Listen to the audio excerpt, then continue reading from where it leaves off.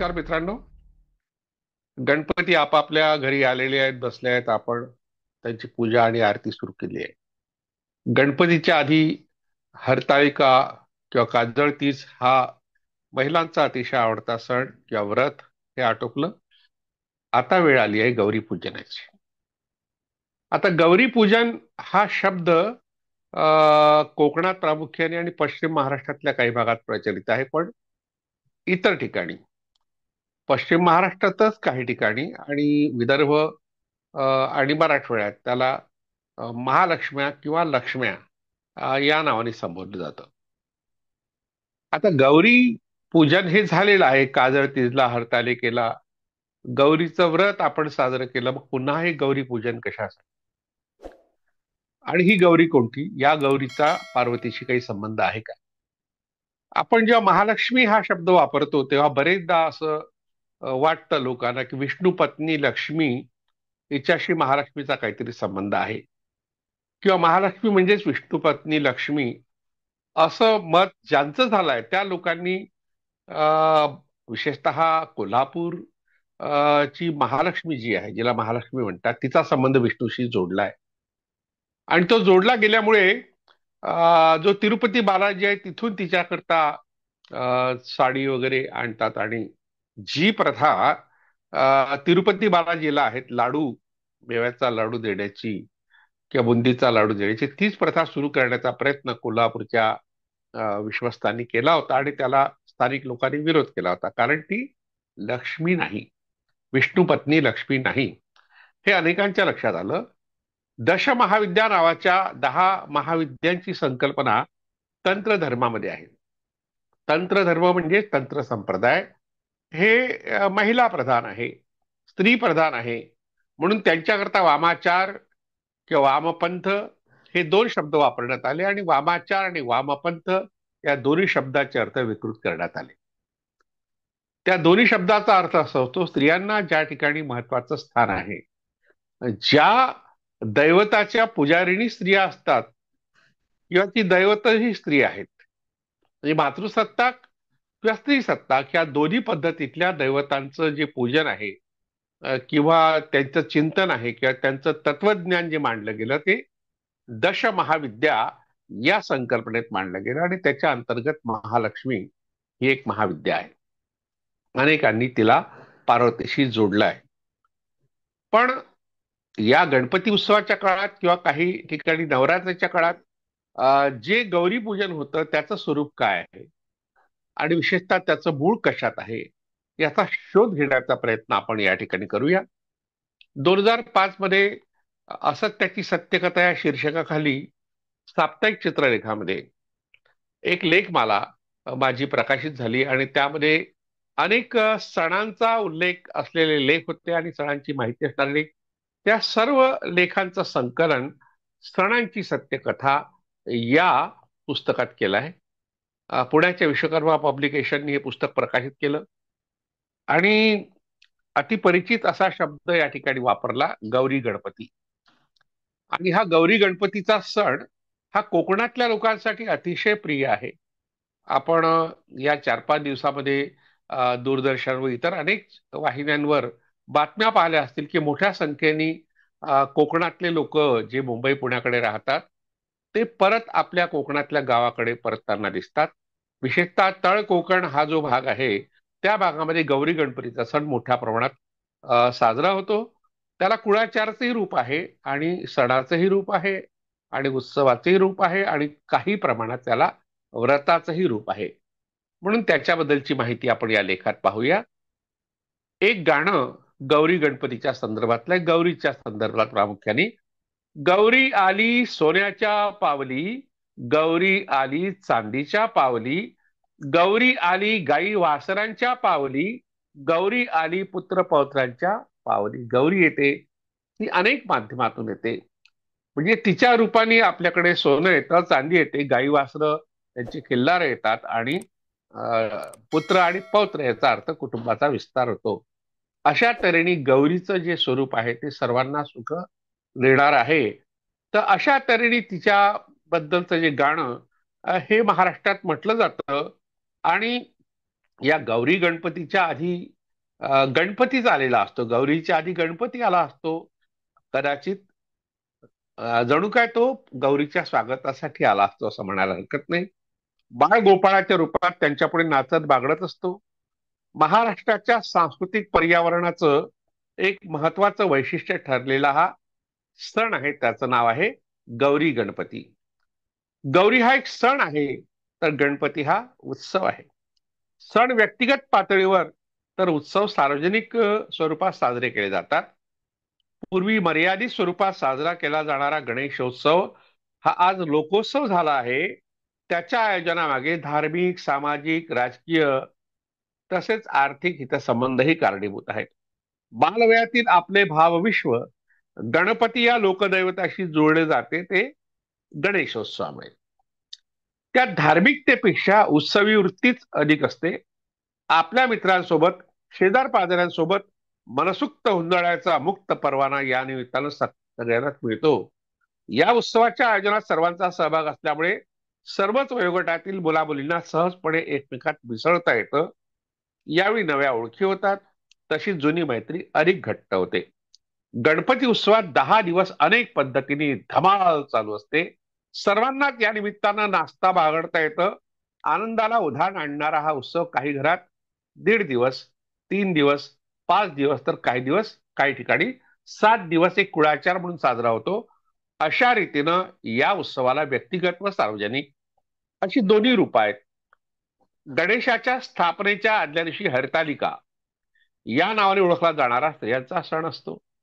पार्वतीनं महादेवाच्या प्राप्तीकरता केलेल्या तपश्चर्येची पार्श्वभूमी या सणाला आहे. आता ही काजळ तीज आणि हरतालिका याविषयी आपण गौरी या भागामध्ये माहिती पाहिली होती. पुन्हा आपण त्याची पुनरावृत्ती काही प्रमाणात करूया. भाद्रपद्र भाद्रपद शुद्ध तृतीयेला काजळतीज किंवा हरतालिका असं म्हणतात.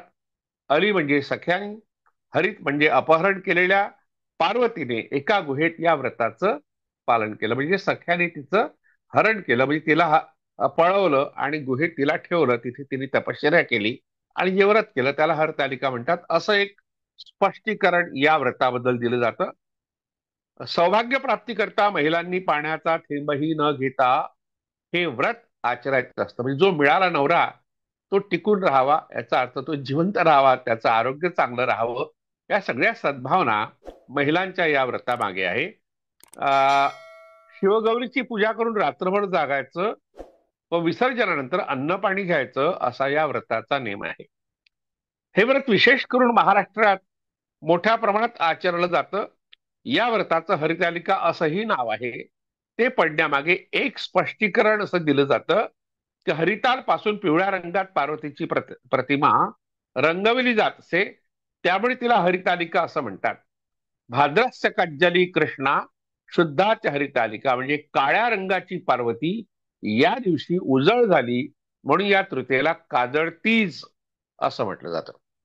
या दिवशी हरिकाली, हस्तगौरी आणि कोटीश्वरी इत्यादी व्रतही केली जातात. ती सर्व व्रत शिवपत्नी पार्वतीशी संबंधित आहे. भारतीय संस्कृती कोशाच्या 10व्या खंडामध्ये पृष्ठ 282 वर ही माहिती आहे. पार्वतीचं एक नाव गौरी आहे. आता अशा तऱ्हेचा हा जो सण किंवा ज्याला व्रत म्हणता येईल हे आटोपलाय.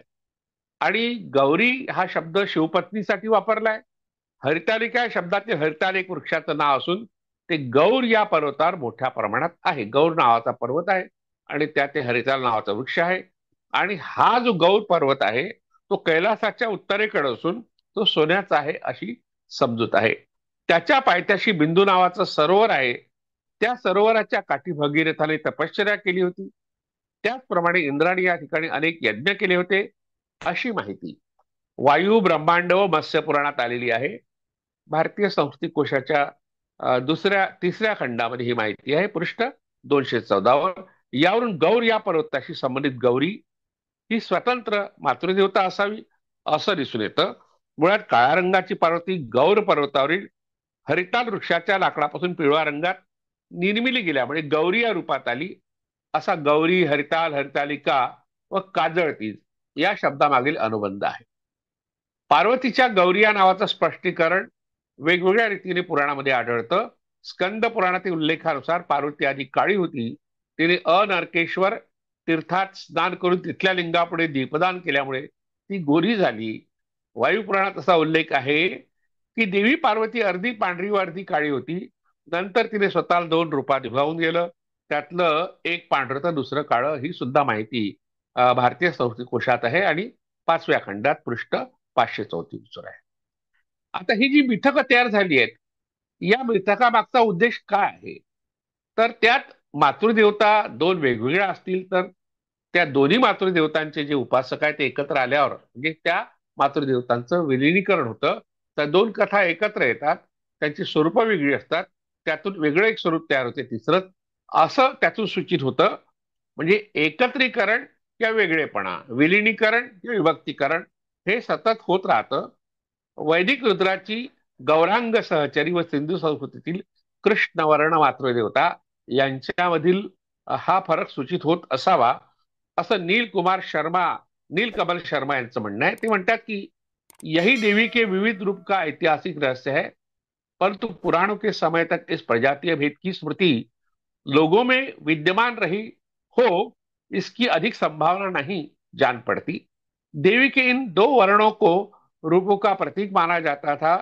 पार्वती के रूप में उनको श्वेत वर्णा माना जाता था और उग्र रूप में कृष्ण वर्णा. इसी से मार्कंडेय पुराण के उस संदर्भ का भी समाधान हो जाता है जिसमें कहा गया है कि दानवों के विरुद्ध युद्ध करने से पहले देवी ने अपने आप को अंबिका से पृथक कर लिया, जिससे उसका रंग काला हो गया. आता ही जी माहिती आहे ही प्राचीन भारत में शक्ती पूजा या 1986 मध्ये प्रकाशित झालेल्या पुस्तकामध्ये नीलकमल शर्मा यांनी दिली आहे. फार महत्वाची माहिती आहे. गौरी या मातृदेवतेविषयी जी मिथकं प्रचलित आहे त्यामध्ये तिला शिवपत्नी पार्वतीशी जोडलं गेलं आहे. त्यामुळे हरतालिका हा गौरीचा सण तसंच व्रत असल्याची धारणा दृढ झाली. या व्रतामध्ये स्त्रिया मग्न असताना दुसऱ्या दिवशी प्रारंभ होणाऱ्या गणेशोत्सवाच्या तयारीला पुरुष वर्ग लागलेला असतो. हरतालिकेच्या दुसऱ्या दिवशी पहाटे तिचं विसर्जन झाल्यावर स्त्रियांना या उत्सवाच्या तयारीत गुंतावं लागतं. गणपतीची प्रतिष्ठापना झाल्यावर तिसऱ्या चौथ्या दिवशी गौरीचं आगमन होतं. या उत्सवाच्या स्वरूपावरून त्यात गणपतीचं स्थान दुय्यम ठरून गौरीचं स्थान प्रधान असल्याचं प्राच्यविद्या संशोधक डॉक्टर देवीप्रसाद चट्टोपाध्याय यांनी म्हटलंय. लोकायत नावाचा त्यांचा ग्रंथ आहे. राजकमल प्रकाशननी प्रकाशित केला. 1982 मधला हा ग्रंथ आहे. म्हणजे जी प्रत वापरली आहे मी तो 1956 एक मध्ये लिहिलेला, 1969 मध्ये 59 मध्ये प्रकाशित झालेला. पण मी जी प्रत वापरली ती 1982 ची आहे. त्यामध्ये 183 ह्या पृष्ठावर ही माहिती आहे. गौरी विषयक कथा सांभाराच्या विश्लेषणावरून ही पिकाची देवता असल्याचा निष्कर्ष त्यांनी काढलाय, देवप्रसाद चट्टोपाध्यायांनी. शेतीचा शोध स्त्रियांनी लावल्यामुळे पुरुषांचे समाजातील स्थान दुय्यम ठरल्याची स्फूर्ती या सणाच्या स्वरूपावरून दिसून येते, असंही त्यांनी म्हटलंय. वैदिकांची समाज व्यवस्था पुरुष प्रधान असल्यामुळे त्यांचा धर्म आणि उपासनांमध्ये मातृदेवतांचं स्थान अति गौण असल्याचं ते म्हणतात. हरतालिका हे गौरीचं व्रत पूर्ण झाल्यावर पुन्हा गौरीचं आगमन का होतं हा एक प्रश्न आहे. या गौरीचा शिवपत्नी पार्वतीशी काही संबंध आहे का? असेल तर तिच्या आगमनाचा हा सण पुन्हा का येतो? गौरीला ज्येष्ठा गौरी या शब्दानेही संबोधलं जातं. त्यामुळे गौरी व ज्येष्ठा गौरी यांचा परस्पर संबंध कोणता, या आणि इतर काही प्रश्नांचं उत्तर शोधण्याचा प्रयत्न या ठिकाणी करूया. तर ज्येष्ठा गौरी या सणाचं जे स्वरूप आहे ते पाहिल्यावर आपल्याला त्याचं वेगळेपण दिसून पडेल. तर गणपतीच्या आगमनानंतर निर्माण झालेल्या उत्साहवर्धक वातावरणात ज्येष्ठा गौरी येतात. त्यांना विदर्भात महालक्ष्मी, मराठवाड्यात लक्ष्मी, तर कोकणात गौरी या नावाने संबोधलं जातं. कोकणात गौरीच्या सोबतच गणपतीच्या उत्सवासाठी चाकरमानी आपल्या गावी येतात. वर्षभराच्या श्रमाचा परिहार या सण उत्सवाच्या निमित्तानं होतो. दूरवरच्या नातेवाईकांच्या भेटीसाठी नाच गाणं असा आनंद उत्सव या निमित्ताने साजरा होतो. गौरी हे पार्वतीचं नाव आहे, हे यापूर्वी आपण पाहिलंय. तसंच महालक्ष्मी हे सुद्धा पार्वतीचं रूप मानलं जातं. परंतु ज्येष्ठा गौरीचा गौरीशी काही संबंध आहे की नाही, की ती स्वतंत्र देवता आहे, याचा शोध या ठिकाणी घ्यायचा आहे. लोकसाहित्यात गौरी पूजन प्रसंगी म्हटली जाणारी काही गीतं आहेत त्यापैकी एक गीत आपण पाहूया. आली आली लक्ष्मी, आली तशी जाऊ नको. आली आली लक्ष्मी, आली तशी जाऊ नको. बाळाला सांगते, धरला हात सोडू नको. मला आहे हौस चांदीच्या ताटाची, लक्ष्मीच्या नैवेद्याला मूद साखर भाताची. लक्ष्मीबाई आली सोन्याच्या पावलांनी, ज्येष्ठेच्या घरी कनिष्ठा आली, मालकाच्या घरी लक्ष्मी आली. या ठिकाणी ज्येष्ठा, कनिष्ठा, लक्ष्मी, महालक्ष्मी अशी अनेक नावं घेतली आहेत. काही मराठी चित्रपटामध्ये सुद्धा गौरीच्या आगमनाविषयीची गाणी आढळतात. रुणझुणत्या पाखरा, जारे माझ्या माहेरा, आली गौराई अंगणे तिला लिंब लोढ करा. हे गाणं आपण ऐकलं असेल. जगदीश खेबळूकर यांनी लिहिलेलं, राम कदम यांनी संगीतबद्ध केलेलं, तसेच उषा मंगेशकर यांनी गायलेलं टिळा लाविते मी रक्ताचा या चित्रपटातील हे गीत आहे. गौरीच्या आगमनाचा आनंद यातून व्यक्त झालाय. आता गौरीचं आगमन म्हणजे काय नेमकं? गौरी पूजनाच्या महाराष्ट्रातील परंपरेनुसार भाद्रपद मासाच्या शुक्ल पक्षात अनुराधा नक्षत्रावर गौरीचं आगमन होतं. ज्येष्ठ नक्षत्रावर त्यांचं पूजन आणि मूळ नक्षत्रावर विसर्जन केलं जातं. 3 दिवस चालणाऱ्या या व्रतामध्ये गौरी आपल्या घरी मुक्कामी असल्याचा आनंद कुटुंबातील साऱ्या सदस्यांच्या चेहऱ्यांवर ओसंडून वाहत असतो. महाराष्ट्रात भाद्रपद शुद्ध सप्तमीला म्हणजे गणेश चतुर्थीनंतर तिसऱ्या दिवशी, तर दक्षिण भारतात भाद्रपद शुद्ध तृतीयेला गौरीचं आगमन होतं. महाराष्ट्रात चैत्र मासातही गौरीची पूजा व हळदी कुंकवाचा समारंभ होतो. चैत्र शुद्ध प्रतिपदेपासून अक्षय तृतीयेपर्यंत गौरीपूजन केलं जातं. राजस्थानात कुमारिका व सौभाग्यवती स्त्रियांचा गणगौर हा उत्सव याच काळात होतो. गणगौर या शब्दातील गण या शब्दाची योजना शिवासाठी, तर गौर हा शब्द पार्वतीसाठी वापरण्यात येतो. महाराष्ट्रात भाद्रपद मासात येणारी गौरी ही गणपतीची आई म्हणून पार्वतीला म्हटलं जातं. गौरी गणपती हा उत्सव मायलेकाचा उत्सव म्हणून साजरा होतो. परंतु गणपतीच्या आगमनाच्या 1 दिवस आधी येणारी हरतालिका किंवा काजळतीज पार्वतीच्या सन्माना प्रित्यर्थ साजरी होत असताना पुन्हा 4 दिवसांनी येणारी गौरी पार्वतीच असावी हे न पटण्यासारखं आहे. गौरी पूजनाच्या स्वरूपावरून या शंकेचं निरसन होतं. आता गौरी पूजनाचं स्वरूप कसं आहे ते पाहू. गौरी पूजनाकरता धातूची मातीची गौरी व कागदावर देवीचे चित्र काढून, तर काही ठिकाणी नदीकाठचे 5 खडे, लहान खडे आणून त्यांना गौरी समजून पूजा केली जाते. बहुजन समाजात गौरी पूजनाची वेगळीच रीत आहे. मातीची नवीन 5 लहान मडकी आणून त्यात हळदीने रंगवलेला दोरा, 5 खोबऱ्यांच्या वाट्या व खारका घालून त्याची उतरंड रचतात आणि त्याच्यावर गौरीचा मातीचा मुखवटा बसवतात. अशा 2 प्रतिमा तयार करून त्यांची पूजा करतात. तिसऱ्या दिवशी त्या मडक्यातील खारीक खोबरं काढून त्याचे तुकडे त्या दोऱ्यात बांधतात. नंतर तो दोरा सुवासिनी मुलं आपल्या गळ्यात बांधतात. काही दिवसांनी आपल्या सोयीने हे दोरे काढून दुधादह्यात भिजून शेतात पुरतात. गौरी पूजनाच्या नाना तऱ्हा आहेत. त्यानुसार काही ठिकाणी कुमारिका सुवासिक फुलं येणाऱ्या एखाद्या वनस्पतीची रोपं उपटून त्यांच्याद्वारे गौरी बनवतात. नंतर त्यांना घरी आणतात. घराच्या दारात आल्यावर त्यांच्यावरून तांदूळ पाणी ओवाळतात. त्यानंतर त्यांच्या घरात त्यांना प्रत्येक घराच्या प्रत्येक खोलीत देतात. गौरी हातात घेतलेल्या कुमारिकेला घर मालकीण, गौरी गौरी कुठे आला आणि तुम्हाला इथे काय दिसतं, असे 2 प्रश्न विचारते. त्या प्रश्नांची उत्तर देताना ती कुमारिका घराच्या वैभवाचं वर्णन करते. घराची मालकीण हे ऐकून त्या गौरींना सोन्याच्या पायांनी या व कायमच्या रहा असं सांगते. त्यानंतर रोपांच्या त्या जोडग्यांना स्त्री मूर्तीचा आकार देतात व त्यावर मुखवटा बसवतात. गौरीच्या अशा रूपाची दुसऱ्या दिवशी पूजा करून त्यांना मोदकाचा नैवेद्य दाखवतात. त्यानंतर सुवासिनी आपल्या उंचीच्या 16 पट लांब दोरा घेऊन त्याचा गुंडा करून गौरी पुढे ठेवतात व त्याची पूजा करतात. रात्रभर स्त्रिया व मुली जागरण करून तिसऱ्या दिवशी गौरीची पूजा केल्यावर स्वतःच्या गुंड्याला 16 गाठी देऊन त्याची पूजा करतात. त्यानंतर तो गुंडा हळदीने रंगून त्यातला दोरा सुवासिनी आपल्या गळ्याभोवती बांधतात. तो गुंडा नवे पीक येईपर्यंत गळ्यात ठेवतात. आश्विन वद्य अष्टमीला त्याला गळ्यातून काढून त्याची पूजा करतात. या दोऱ्याला महालक्ष्मी असं मानलं जातं. तिला सर्व घरभर व परसातल्या झाडांवर टाकतात. असं केल्यानं घरात सौख्य व समृद्धी लाभते तसेच कीटकांपासून झाडाझुडपांचं संरक्षण होतं अशी समजूत आहे. गौरी पूजनाच्या रीतीवरून या सणाचा संबंध शेतीच्या संरक्षणाशी आणि धनधान्य समृद्धीशी आहे हे स्पष्ट होतं. आता गौरी पूजनाच्या ज्या महाराष्ट्रातल्या परंपरा आहेत, प्रामुख्याने हा जो सण आहे किंवा हे जे व्रत आहे ते महाराष्ट्रातच आहे. ते कसं आहे पाहू आपण. ज्येष्ठा गौरी, महालक्ष्मी, लक्ष्म्या, गौरी इत्यादी नावानं प्रचलित असलेलं गौरी पूजन विविध प्रकारे महाराष्ट्रात केलं जातं. महाराष्ट्रात लक्ष्म्या या नावाने त्यांना संबोधलं जातं. गणेश चतुर्थीनंतर 3 दिवसांनी सायंकाळी त्यांचं आगमन होतं.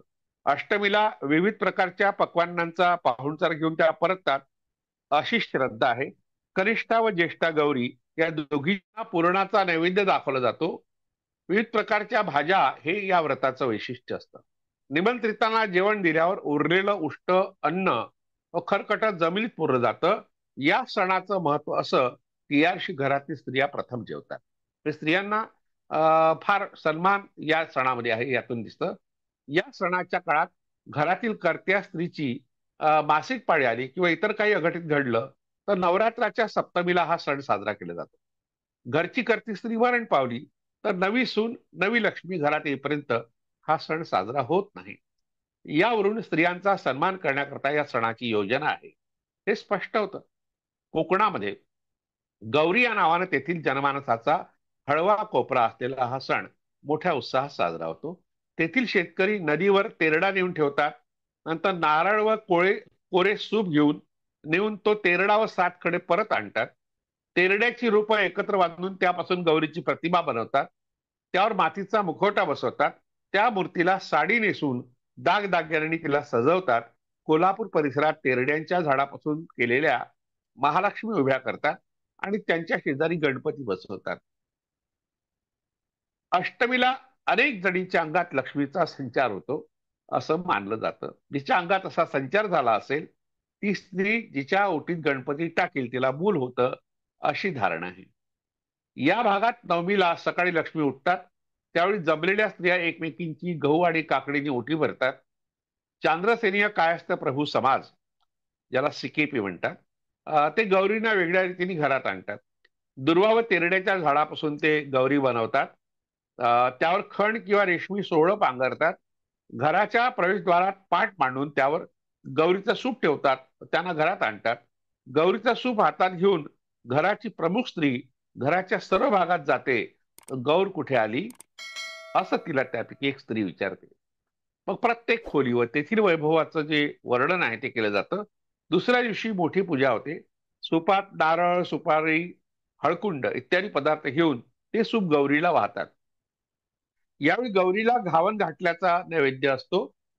काही घरी मटण वडे करतात, म्हणजे मांसाहार हा त्या ठिकाणी केला जातो आणि देवाला तो वाहला जातो. गौरीच्या सणाला मुली बाहेर येतात. त्यांना देवीला वाहिलेलं सूप खण देतात.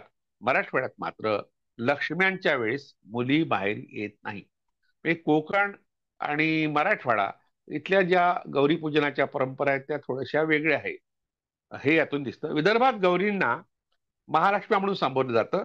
त्यांना बसण्याकरता शंकवाकार मातीची बैठक असते. तिला पायली असं म्हणतात. ती अलीकडे लोखंडी पट्ट्यापासून बनवली जाते. कोकणात काही ठिकाणी खुर्चीवर बसलेली गौरी असते तर काही जणांकडे तांब्यावर चेहरा रेखाटून गौरीचं पूजन केलं जातं.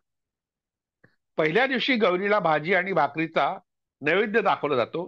काही जणांकडे गौरी सोबतच गणपतीचं विसर्जन होतं तर काहींकडे गौरीचं विसर्जन झाल्यानंतर 10 दिवसांनीच गणपतीचं विसर्जन होतं. ज्यांच्याकडे 1.5 दिवसाचा गणपती असतो त्यांच्याकडे गौरी आणि गणपतीची भेटच होत नाही असंही म्हटलं जातं.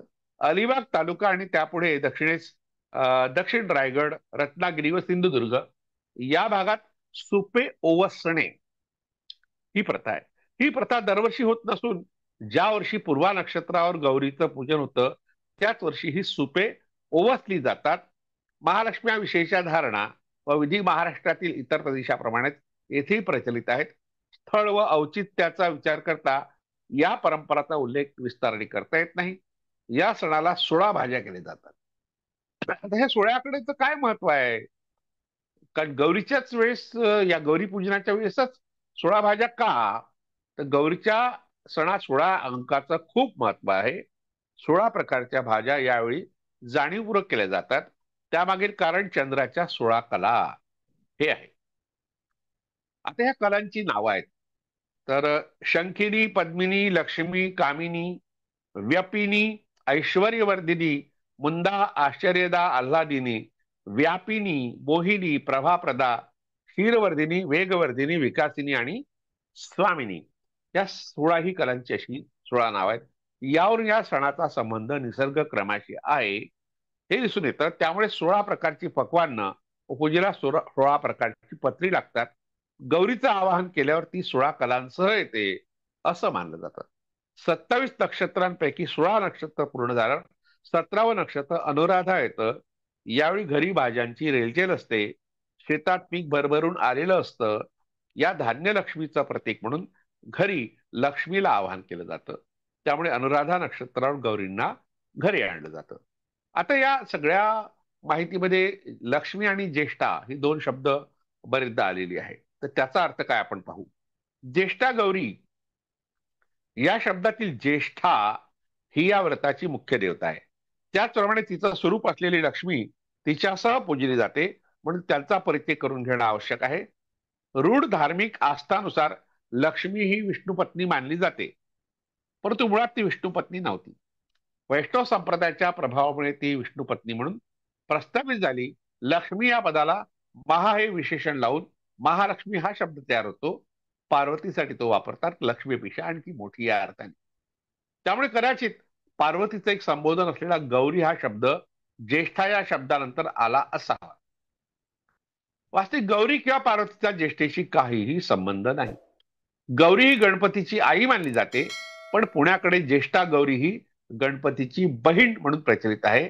गौरीच्या पुढे टोपी घातलेले अथवा सामान्य महाराष्ट्रीय वेशातील झोले हे तिचे भाऊ मानले जातात.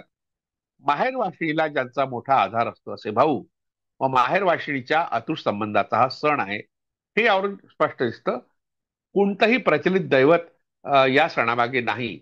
निवळ एक कौटुंबिक भावना, भाव बहिणीचं प्रेम आणि विशेषतः निसर्गाशी संबंधित काही गोष्टी, त्याचा संबंध या गौरी या सणाशी आहे. गौरी या शब्दाला पार्वतीशी निगडीत करण्यापूर्वी त्याचा एक दुसरा अर्थ आपण समजून घेतला पाहिजे. वाशी आपटे यांनी जो शब्दकोश तयार केलाय त्या शब्दकोशामध्ये गौरी या शब्दाचा अर्थ दिलाय 8 वर्षाची अनाघ्रात म्हणजे व्हर्जिन अशी पवित्र कन्या. पृथ्वी आणि वरुण पत्नी असंही गौरीला म्हटलंय. तुळशीच्या झाडाला सुद्धा गौरी म्हटलंय. मल्लिका उर्फ जाईची वेल हिला सुद्धा गौरी म्हटलंय. तर हे सारे अर्थ नैसर्गिक शक्तीविषयी भाष्य करतात.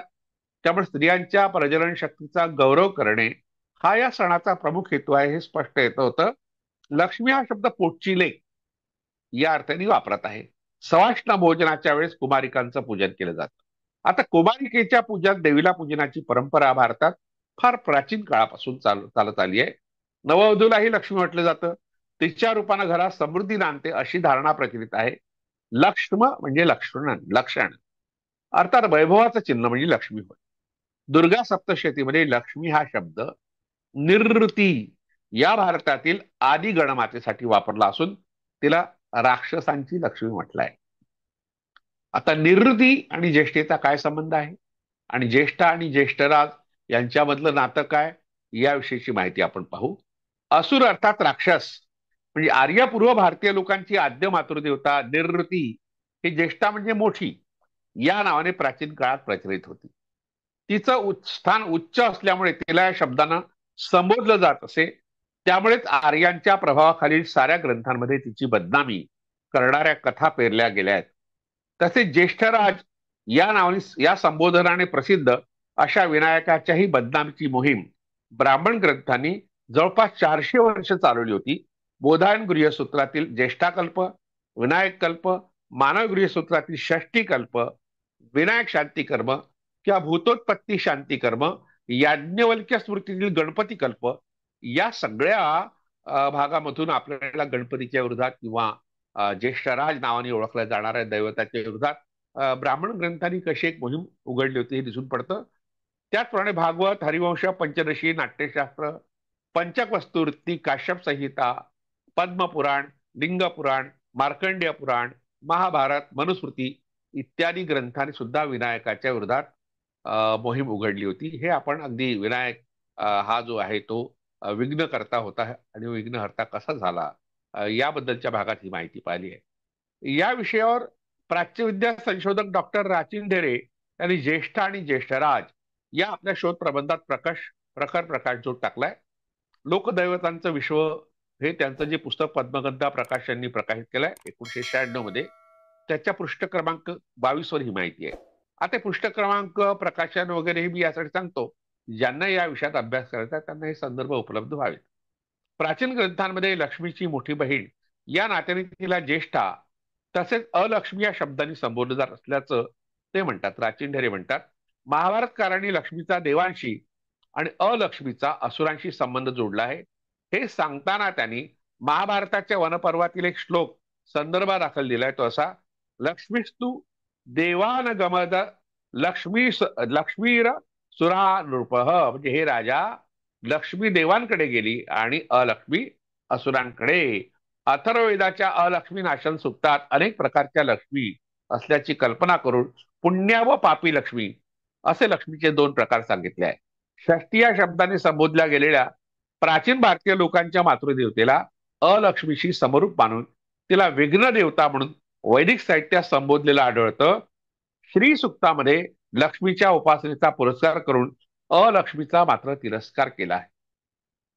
या तिरस्काराचे पडसाद अनेक सणात उमटलेले दिसून येतात.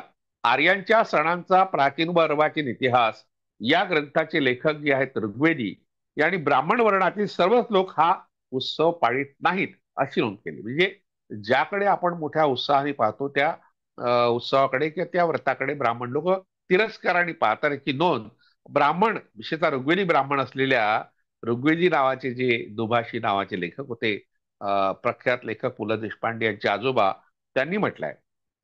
तर तृतीय व चतुर्थ वर्णातील लोकात या सणाचा प्रसार विशेष आहे. म्हणजे जे क्षत्रिय स्वतःला मानतात किंवा शूद्र मानतात किंवा वैश्य मानतात अशा प्रकारच्या लोकांच्या मध्ये हा सण आहे असं ते म्हणतात. तर पूजा सांगणारा भटजी वैदिक संस्कृतीचा पुरस्कार करणारा, तर त्याच्याकडून पूजा वजवून घेणारा यजमान वैदिक संस्कृतीचा वाहक असल्यामुळे अनेक विकृत परंपरा हिंदू धर्मात प्रचलित झाल्या. जैन व बौद्ध हे अवैदिक धर्मही त्याला अपवाद नाहीत. पोळ्याच्या दिवशी मारबत काढण्याच्या प्रथेमध्ये अलक्ष्मीला बाहेर काढण्याचा विधी प्रचलित आहे. हे डॉक्टर स डांगे यांनी दाखवून दिले आहे अश्वत्थाची पाने या पुस्तकात त्यांनी. त्याचप्रमाणे दिवाळीच्या रात्री तिला घराबाहेर काढण्याचा धर्मशास्त्रांनी जो विधी नोंदवून ठेवलेला आहे तोही अशा तऱ्हेने अलक्ष्मीचा तिरस्कार व्यक्त करणार आहे. चातुर्मास्यातील बहुतांश धार्मिक सण हे अलक्ष्मी अर्थात निवृत्ती या प्राचीन भारतीयाच्या मातृदेवतेशी निगडित आहेत. परंतु त्यांच्याशी संबंधित कथा मात्र ब्राह्मणांशी जोडल्या गेल्या व त्यामधून या सणांचं रूप जे मूळ रूप आहे ते लपवण्यात आलं. तसेच ज्येष्ठराज या नावाने ज्येष्ठीच्या विनायक या बंधूविरुद्धही वैदिकांनी बदनामीची मोहीम काढली होती. हे अनेक प्राचीन ग्रंथावरून दिसून पडतं. आयुर्वेदात तर विनायकाला विघ्न मानून लहान मुलाच्या रोगाचं कारण सांगितलंय. विनायकाला या ग्रंथाने भूत पिशाच्याच्या श्रेणीत टाकलाय. आयुर्वेदीय भूतविद्या विवेचन नावाचा एक ग्रंथ आहे बी.के. द्विवेदींचा, त्या ग्रंथात त्यांनी हे म्हटलंय. आता यात आपण ज्येष्ठ आणि ज्येष्ठराज शब्द आले त्याचा गजमुखाशी काय संबंध आहे हे थोडक्यात पाहू. बोधायन गृह्यसूत्रामध्ये ज्येष्ठा कल्पानंतर विनायक कल्प येतं. त्यामुळे या 2 दैवतांचा परस्पर संबंध व त्याच्याकडे पाहण्याचा वैदिकांचा दूषित दृष्टिकोन त्यातून स्पष्ट होतो. ज्येष्ठा ही हस्तिमुखा असून ज्येष्ठराज सुद्धा हस्तिमुख म्हणजे हत्तीचे मुख असल्याचे उल्लेख या ग्रंथामध्ये येतात. हा हस्तिमुख आणि विघ्न पार्षद विनायक आपल्या देवता मंडळातील लोकप्रिय गजमुख गणेशाशी समरूप आहे, नव्हे एकरूपच आहे. ज्येष्ठेच्या रूपाशी आणि कार्याशी, विघ्नकारकतेशी अथवा विघ्न हारकतेशी असलेले त्याचे साम्य हे शास्त्राच्या अभ्यासकांना गंभीर विचार करायला लावणारे आहे. किंबहुना ज्येष्ठीशी असलेल्या त्यांच्या निकटवर्ती नात्याच्या आधाराने त्याच्या मूलोदयाचा आणि विकासाचा शोध घेणं सहज शक्य आहे असं डॉक्टर राची ढेरे यांनी या लेख संग्रहात म्हटलंय. त्यावरून गौरी व गणपतीच्या सणाचा आणि उत्सवाचा लागोपाठ येण्यामागील कारण समजण्यास मदत होते आपल्याला. ज्येष्ठा म्हणजे निवृत्ती व ज्येष्ठ म्हणजे विनायक या बहुजन समाजातील देवतांचा प्रभाव कमी होत नाही. हे जेव्हा ब्राह्मणांच्या लक्षात आलं तेव्हा त्यांनी त्यांच्या पूजनाचा प्रारंभ केला. ज्येष्ठा या आर्यपूर्व मातृदेवतेला त्यांनी अलक्ष्मी म्हणून दूर सारलं, पण लक्ष्मी आहे तिचं रूप मात्र त्यांनी सन्मानाने स्वीकारलं. तिला यज्ञरूपी विष्णूची लक्ष्मी मानलं. विष्णू व शिव या देवतांच्या परस्परामधील वैर व संघर्षाच्या कथा साऱ्या पुराणांनी चवीने चघळल्यात. विष्णुपत्नी लक्ष्मीपेक्षाही मोठी अशी महालक्ष्मी त्यामुळे शिवपत्नी गौरी झाली. महाराष्ट्रातील गौरी पूजनातील मूर्ती पार्वती अथवा लक्ष्मीच्या मूर्तीशी साधर्म्य न साधता सर्वसामान्य स्त्रीचं प्रतीक म्हणून पूजल्या जातात. त्यामागचं रहस्य काय? आद्य गणमाता निवृत्तीचं हे परिवर्तित रूप आहे, हे यावरून सिद्ध होतं. ज्येष्ठा अर्थात अलक्ष्मीचे हस्तिमुखी वैशिष्ट्य गणपतीच्या स्त्री रूपात आपणास पाहावयास मिळतं. विनायकी किंवा वैनायकी या नावाने प्रसिद्ध अशा या मूर्ती दक्षिण भारतात मोठ्या प्रमाणात आढळतात. पुणे जिल्ह्यातील भुलेश्वर मंदिराच्या बाहेरील भिंतींवर उत्कीर्ण विनायकी, तसेच दक्षिण भारतातील मंदिरात आढळणारी विनायकी, गणेशानी, गजाननी म्हणजे प्राचीन ग्रंथामध्ये उल्लेख केलेली ज्येष्ठा होय. या विनायकीबद्दल आपण पुढच्या भागात माहिती पाहू. या ठिकाणी एवढं पुरेसं आहे असं मला वाटतं, म्हणून थांबतो. धन्यवाद.